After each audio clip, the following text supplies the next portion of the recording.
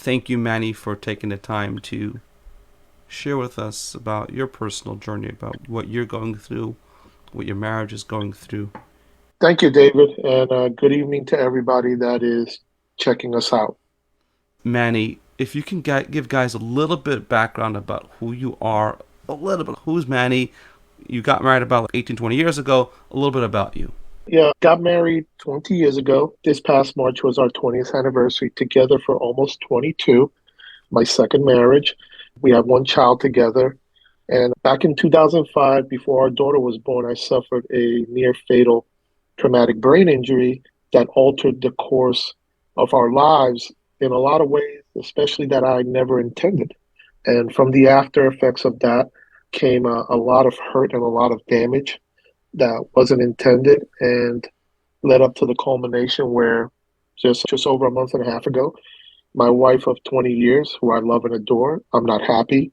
I love you, but I'm not in love with you. I don't blame you for what happened, but I need my space and independence, and I want to separate and seek a divorce. And that put me on a course where I was like, instead of just falling apart within myself in desperation, I found a fire in myself and said, there's got to be something out there that can help me. I'm not willing to lose without a fight the woman that I love. There's got to be something where I can address the issues inside of me. I had to be brutally honest with myself and say, hey, I need some help. I need to find something that will be able to help me. And after some searching, I came across you, and it just felt right. You were not the first choice, but you were the last choice. I'll put it like that. It just felt, I felt a connection, and something inside of me said, hey, this might be what you're looking for. And back on, what was it, August 8th, Tuesday afternoon, we started that process. And here we are so far at this point. And just to give guys a little bit of context, when you said you suffered a near fatal brain injury, you were a police officer in the line of duty. And Yes. I say that because in your case, it's like abundantly clear that your marriage suffered a lot from things that were beyond your control, at least initially. Now, a lot of guys go through this, not necessarily being damn near killed in the line of duty, but they go through the process of suffering in their marriage from marriage cancer, their wife suffering, their kid suffering, and it seems like it's beyond their control. It seems like they don't deserve the suffering. It wasn't your fault that you got injured in the line of duty and then had some severe repercussions emotionally, functionally in your marriage. And I want to acknowledge that because it is part of your story. And but also it's a testament to the fire you like you described in your belly of like I got to do something. I think reaches back to that part of your personality of you, whether it's being in law enforcement or just being a person that like fought to do the right thing. And it just seems like that surfaced back in your life for yourself, like you're fighting for yourself, fighting for your family. My injury, I shouldn't be alive. I should not be alive. And that's not my opinion. That's multiple neurologists and other experts that look at my case and they're like, how is he alive? How's he even talking? I've suffered some personal permanent brain loss, tissue loss from the injury. So there were a lot of negative consequences to that. Can I ask you a And question, Manny? sure. Because you said another thing, an important thing. You said AMFT, Amazing Marriage Fast Track, wasn't your first choice; was your last one, and that you were looking at different options. And this is an interesting point because our strategy is not for every single person. For the right person, it's an incredible strategy. It's life changing, but it's not for every person. Could you share a little bit about in the journey of trying to figure out which process, which system, which strategy, which coach, which mentors for you, what did you go through? And then why did you settle and say, okay, this is for me, this I feel aligned over here? If you can give us a little bit of an insight into your thinking process.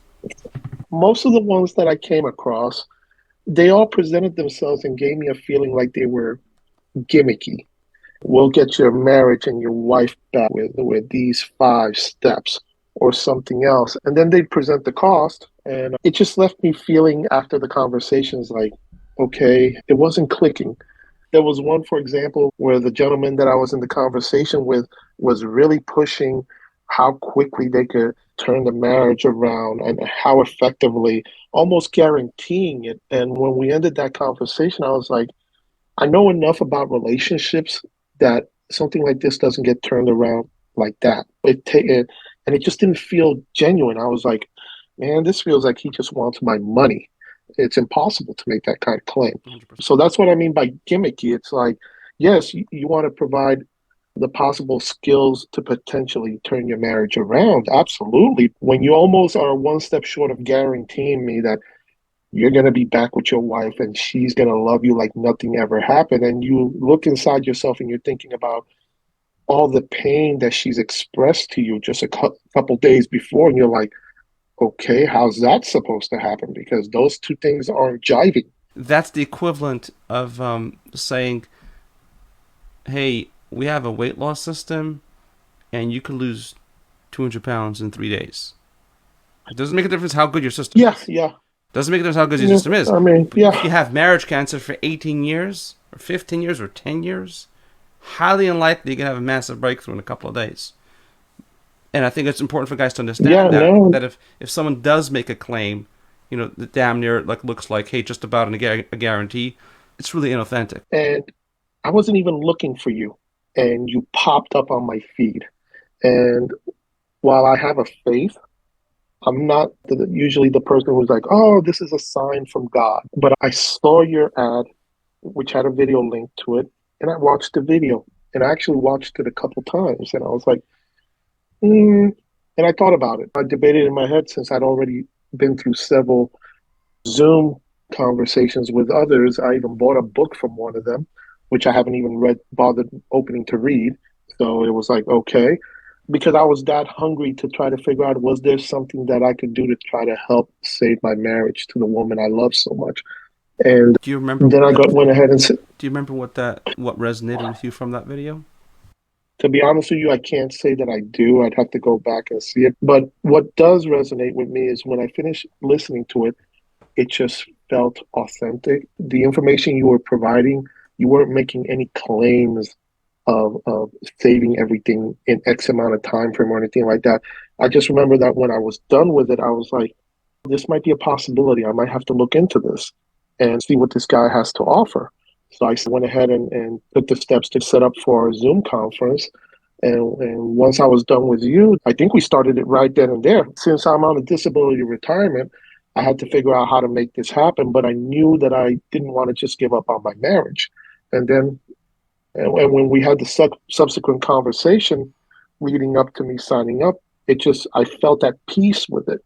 Um, so I was like, I'm going to go into this and I'm going to give it my 1000%. We're going to fight this fight because she's worth it. My daughter's worth it. I'm worth it. And one thing that I do remember vaguely was the point that you're not approaching it from the standpoint of just winning her back, getting her back. It's about you becoming the best version of yourself so that you could win her back. And that resonated with me because I'm like, I have to be honest with myself. I looked at in the mirror and I'm like, you ain't your best right now, buddy. Okay. You got to call a spade a spade. And it's like, you're in this mess right now because, yeah, it may not have been intended. And even my wife says that to this day, but it still happened and it came out of your mouth and you did it. This ain't just about And bringing this is her a very back. important It's you thing. got some work to do. I guess a very important thing, if I can just elaborate a little bit on this. The reason why it's unsafe to look at a program from the perspective of this is just about my marriage is because nobody can guarantee you that. So you have to look at, when you're analyzing, can this thing turn around my marriage or not? You have to look at it, can this thing benefit me even if I don't turn around my marriage? Like, just to go to that extreme and say, is the skill set I'm going to learn over here something that I need for my life regardless of what happens? And if the answer is yes, that's when you know, okay, this thing makes sense for me. And in fact, I'll tell you an interesting thing. We have quite a few interviews in this Facebook group, and some of them we have with guys who did not turn around their marriage. Why do I interview these guys? Because I want guys to understand what actually is going on behind the scenes, the specific skills. And we're going to get into that in just a couple of minutes. But there's a certain specific skill or skills that you need to turn around your marriage, which will change your life as a parent, as a human being, regardless of what happens to your marriage. And go deeper, we've had guys who turn around their marriages very quickly, right? It does happen, although I don't promise that because it's not the goal. And they actually have more of a danger because they're in the danger of letting go, of learning what everything they need. So they turn around their marriage, it's just like 5% of the strategy, but what they really need is the entire 100% to solidify and cement it consistently so the marriage never relapses.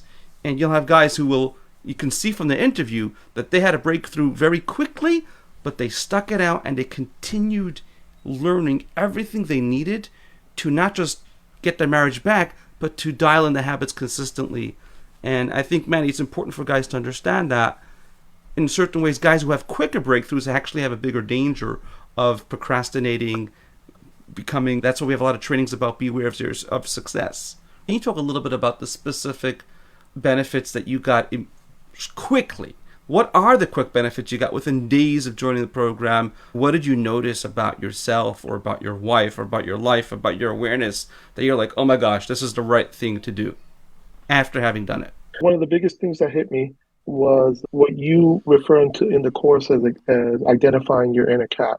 And that's the part of you that we all have inside that gives you the bad advice that ruins or sabotages any actions that you are trying to enact with your best intentions. It ruins your best intentions and ruins and causes breakdowns in your communication with your wife. What Manny is talking about is that everybody has a part of their personality which ruins everything else. And there's a process we have to unlocking with pinpoint accuracy the exact part of your personality that is sabotaging your own best intentions, that makes you say or do things which undermine your wife's trust in you, her ability to feel your love, her ability to trust your love, her ability to want to reconnect, right? So that's what Manny is referring to when he's referring to that inner cat. It's the part of you that sabotages everything else. And when you came face to face with that part of your personality, was your reaction more one of, oh god damn it, I can't believe it, or was it more like, oh, I'm so happy I see it, or was it a combination? It was a combination because I was so self-absorbed in myself that I was blind to it, because my wife even asked me, couldn't you see the signs? And when I tried to tell you, and my honest answer was no. So to learn about it externally and then internalize it was like, whoa. Then I started to learn how to better identify it within myself. And along with that was getting a better understanding of how women communicate differently than men, because that's not really taught to men. So we come at it from a different angle than they do.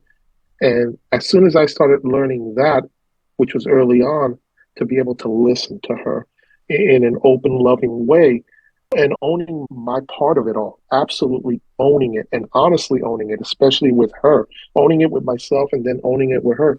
Those early lessons culminated in some very surprising early victories. Let's get into the early victories that you're referring to, but before you say that, I do want to explain for the guys listening, you relate to what Manny is going through or has gone through. You relate to being stuck in your marriage. You relate to that you know there's a part of your personality that's sabotaging the rest of it, but you don't know what it is, right? Just let us know in the comments. Let me know if you have questions or comments, feedback.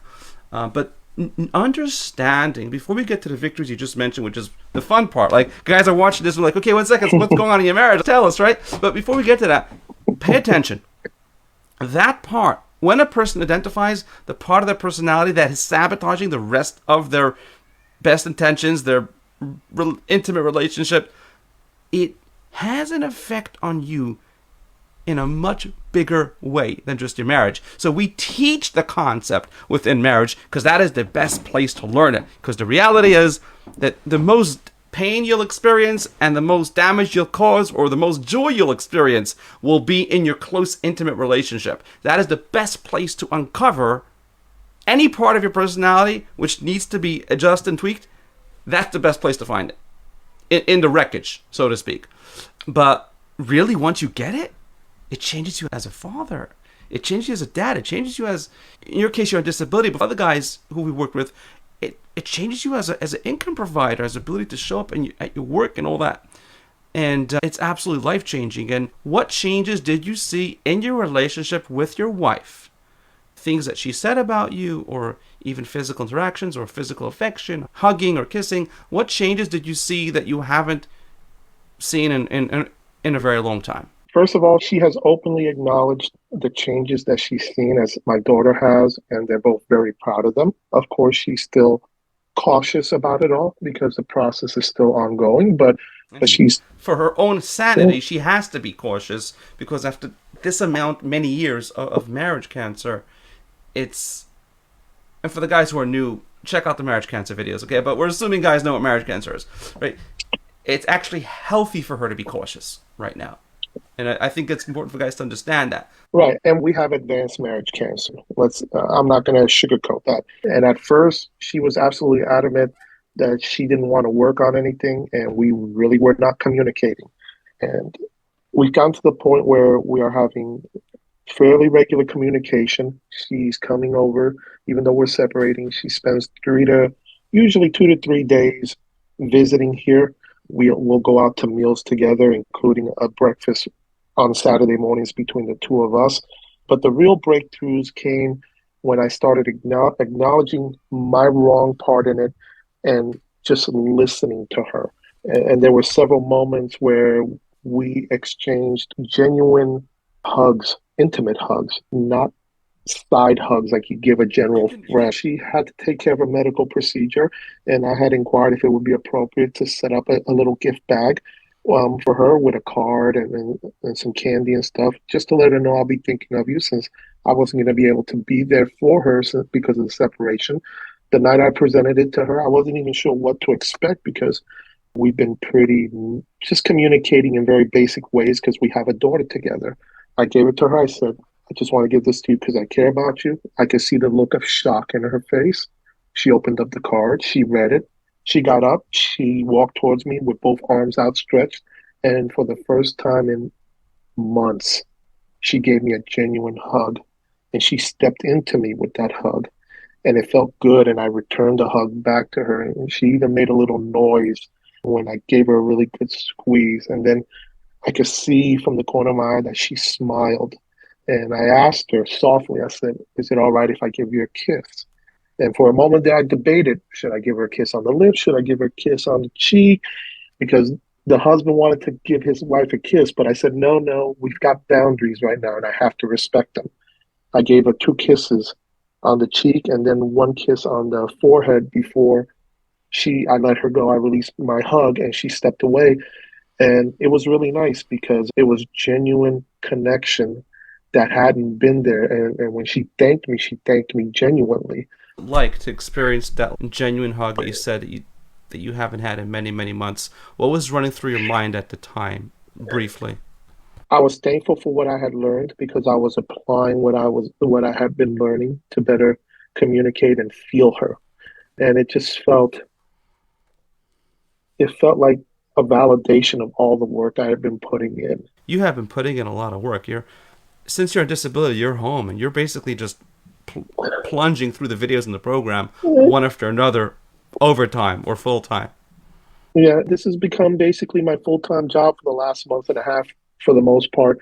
But it also gave me hope when I felt that hug and I felt that genuineness. A lot of times women will do these fake hugs, or they feel bad for the guy, or they'll give him this friend hug, but it's not too much of a hug, and it's like a hug that you feel the boundaries. You can feel that ice wall around her heart during the hug. The pity hug. And I got one of those in the kitchen the evening that she told me she wanted a separation and divorce.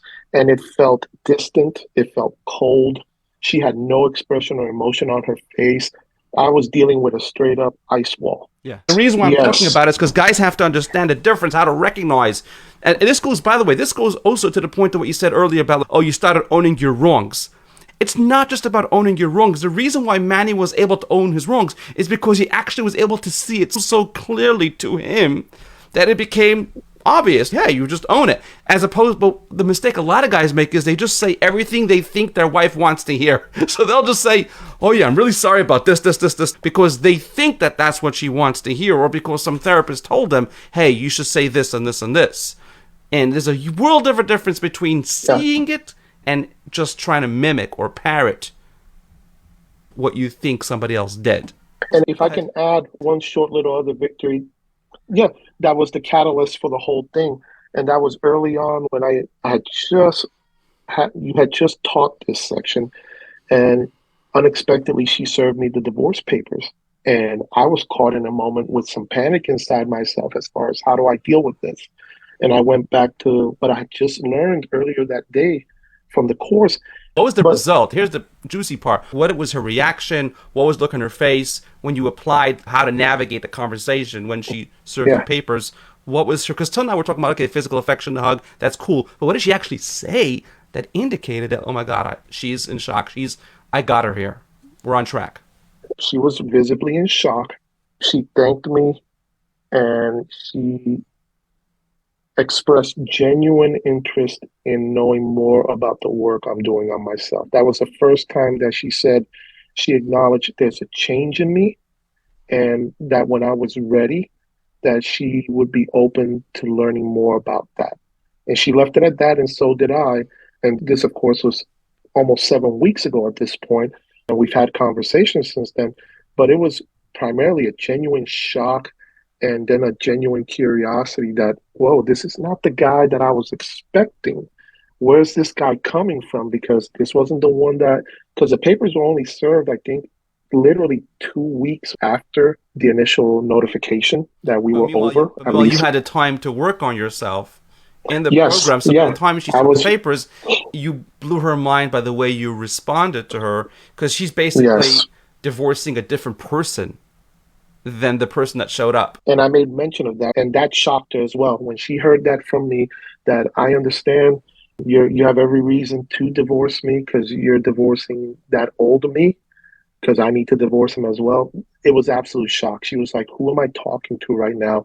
And what's going on inside of Was you? that Because was that when she said that you should keep on doing what you're doing, or was that another conversation? no, that was a different conversation where she was feeling a lot of guilt. And I sat there and I applied what I was learning to just listen to her. I really didn't do a whole lot of talking. She gave me her hand and I held it. That was another moment of genuine, intimate contact where I held her hand and she told me, I'm very proud of you, which I've never heard her say that at all. She's never said that to me. I don't know what you're doing, but whatever it is, keep doing it. Don't stop. I It's mean, like it's real. inside of me, I was like, yes, but I had to temper myself because Correct. it's still a journey. And guys, notice that there are stages in turning around a marriage. It's not like, oh, he said this, boom, happily ever after. He's aware. She's curious. She's shocked. She sees a change. She doesn't understand it. But he doesn't talk about it yet because he first has to keep on figuring out all the skills, how to read her, how to listen, how to interpret her, how to understand himself before he actually has the conversation with her. So you haven't even had yet one of the proper formal conversations yet, like the HI or the IC. Like you haven't done them yet because it's most guys plunge into talking to the wife, convincing their wife, begging their wife, pleading with their wife. And all that does is communicates desperation to their wife. It pushes her away, actually. Well, we flip it on the reverse. Learn the skills. Identify yourself. See the parts that are sabotaging. Damage control. Stop feeding the marriage cancer. After you identify the marriage cancer, then you start reversing it. Then you talk about the past. There's a sequence, and there's something beautiful about interviewing somebody in the middle of the sequence. There's something really nice about it. I've regained my confidence in myself because of the growth I've experienced, and people around me are seeing it and also seeing how the changes I've made in how I communicate, they're picking it up, whether it be my parents, whether it be my close friends. They're all looking at me, and I've had a couple of them tell me, wow, I almost don't recognize you at this point, man. You're different. And I'm like, all right, thank you. And these are folks that have known me for years and years, and they know the other Manny. And now they're like, I'm really seeing these changes, man. I really hope you guys make it. But wow, we're noticing these changes. And it's my confidence, my assertiveness, my ability to listen to people. My own mother's like, you've grown a lot during this time. And even my father has acknowledged, we're seeing changes in you. And that is so important because if you want your wife to see the changes, it has to be the type of change that everybody around you sees and embraces and loves. And you can't do it for them. You're doing it for yourself. It has nothing to do with them. But when you get that feedback, it's nice. It's like a gauge just telling you you're on track. And Yes, sir. and I just want to let the guys know who are watching this, if you feel like you have marriage cancer, you don't know what marriage cancer is, but you know that you don't have to watch the marriage cancer video to know you have marriage cancer. You know it in your heart when your wife is stuck, when your marriage is stuck, when you feel stuck. If you want to see if you are a good candidate for Amazing Marriage Fast Track, just write the word evaluation. An evaluation means that me or someone on my team will reach out to you and we'll have a conversation with you, just like we did with Manny, and maybe a couple of conversations till we figure this out and see if what we have in AMFT is appropriate for you and your situation or not. Just write the word evaluation and we will take it from there and explore what type of connection you and your wife have, what type of challenges, what are the good things you've invested, where are the areas you need to focus, where you're heading, where you came from, where you're trying to go. And based on that, we'll have a much better idea if the AMFT strategy is a good fit for you. If you could talk to that old Manny, what would you say with the newfound awareness you have right now? What would you say to Manny 5 or 10 years ago? It would be stop and listen to her and truly listen to her pain and don't lose sight that she's your top priority. Because the minute that I did both of those things for me personally was when I started losing her because the connection started getting lost. So if I could look back at myself, it's like, remember, she's your top priority. She's your main focus. And don't ever stop openly communicating with her with love, which I didn't do a lot of times. But really, it's not your fault. You weren't able to do that back then because in order to do that, you have to have a certain awareness. What does it mean make her a top priority? Just about every guy thinks he is making his wife a top priority. People don't walk around thinking that their wife is not a top priority. They think that they are making their wife a top priority. But at the same time, you can't judge yourself because at the time you have to first have an ability to accurately see yourself through her eyes. That's a skill. That's not a guessing game. It's not a guessing game of, hey, just show her how much I love her. It's about knowing what do I need to say or do to make her feel my love, as opposed to everything I've been trying and because you did put a lot of work into your marriage. I just want to give guys some context. What would you say to the guys who are on the fence and they're thinking like, maybe I should reach out for help, but I don't know, I'm just whatever it takes to work with somebody else and the commitment and the resources and the time. What would you say to that guy if that was your own brother sitting on the fence, unsure of what do I do now with my marriage? Yeah. I would, first of all, you're not going to be able to solve it yourself because as men, we very rarely are taught the skill sets to approach it from the right way. And when you said earlier about the desperation, the neediness, the pleading, guilty on all of those. Before the program, I did all of those. And I could see that I was just pushing her away more and more. I was on the fence about this too, guys. I'm not going to lie. It's not like I all of a sudden signed up in a heartbeat. But I can honestly tell you that I don't regret it. I've seen several victories. I just presented her with one of the documents, one of the letters that we work on in the course. We'll see how that goes, but she was open to that, so that's another positive. Where she could have just been closed without going into further details. The course is a lot of work. It is. You have to be committed to it, committed for yourself, and then by extension for your wife, your family, however your circle is. But I don't have any regrets about it. If I had a brother looking at me, if my brother-in-law called me and he and my sister were having a rough patch, I'd say, listen, you need to look into this. I can't make the decision for you, but I highly recommend you truly look into this and then look into your own heart because there's a lot of value in it. And I can say that honestly. There's been more value in this than I even expected. What did you expect? Honestly, I didn't know what to expect because since this is my second marriage, I did marriage counseling the first time around and it was brutal and it didn't work. But I knew I had to try something. And you made it clear that this isn't traditional marriage counseling. So I didn't know what to expect at first. I was expecting some help to try to save my marriage. And I'm getting that, and I'm still hopeful. And there's signs that maybe in the future that will work out. We'll see, Lord willing. The personal growth that I've experienced that makes me feel better than my old self. And I'm talking about my old self before the injury. The outlook I have on life, the confidence that I have within myself, the interactions that I see that are much more positive with people in general. I didn't expect any of that from this. I was just purely trying to find some way of saving my marriage. Please save my marriage. As I shared just a moment ago, people around me are like, "You've changed." And Even in they're saying that comparison, in a good way. this is the first time I've heard this, and I'm so glad I asked this question. You're saying this is even in comparison to the person you were before your injury? Yes, absolutely. Because while I'm a better version of even that Manny, because even that Manny was a gruff, grizzled veteran cop at the time before his injury. Okay. Mhm. And there's some cynicism built with that that shuts doors to people. Just it is. I know from working And with other clients who are in law enforcement, that's some of the unwritten problems, unspoken problems, and that's it comes with the turf, comes with the territory.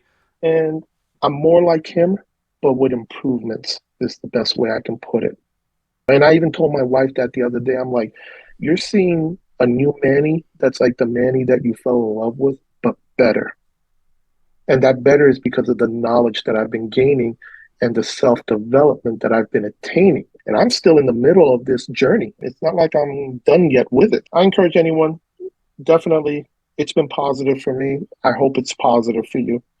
Again, for guys who want to explore if AMFT is for you or not, just write the word evaluation, and we will take it from there. And Manny, I just want again appreciate you taking the time. A lot of guys go through the process of turning around their marriage, but they don't want to talk about it. And I understand them; they just want to keep it private because their wife doesn't. They don't want their wife to ever find out that they got help, and they want her they want to take all the credit. And I get that, but it takes a strong person to like peel back the curtain, especially in the middle of the process, and say, "Hey guys, this is what's going on. This is what has been going on. This is where I'm heading to. This is what I learned. This is what I love. These are my challenges." It makes it real. It makes this place. It makes this group a special place because of people like you who because I could talk and explain philosophy from today to tomorrow, but it doesn't make as much of a difference as somebody who actually puts it out there and puts it as real as you did. Again, Manny, thank you for taking the time tonight, and we will catch you guys later.